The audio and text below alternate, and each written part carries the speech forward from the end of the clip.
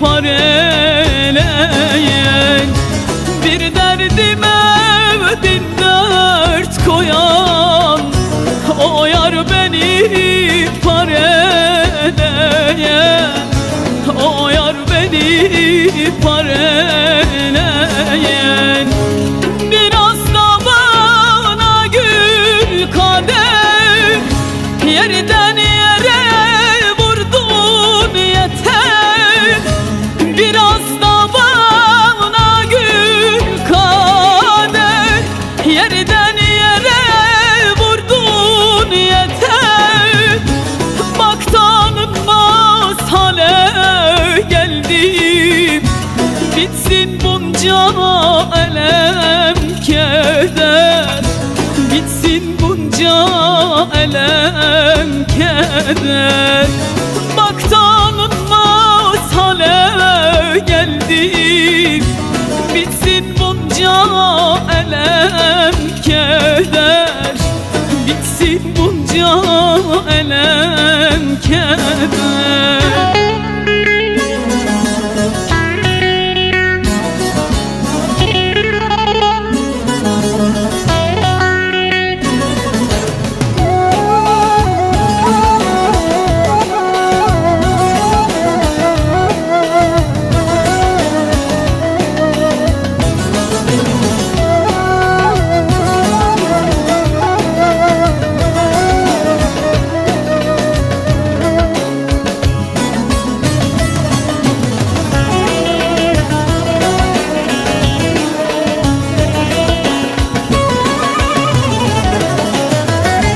Sevdan yakar haşlar beni, pınar etti yaşlar beni.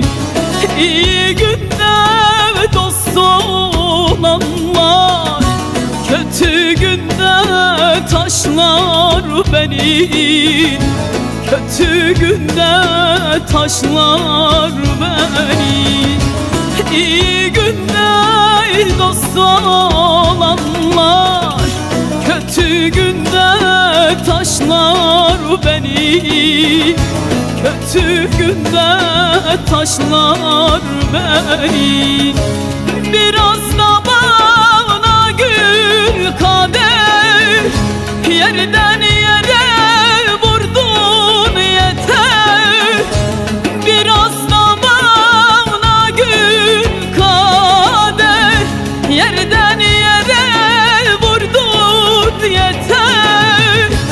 Bak tanınmaz hale geldim, bitsin bunca elem keder, bitsin bunca elem keder.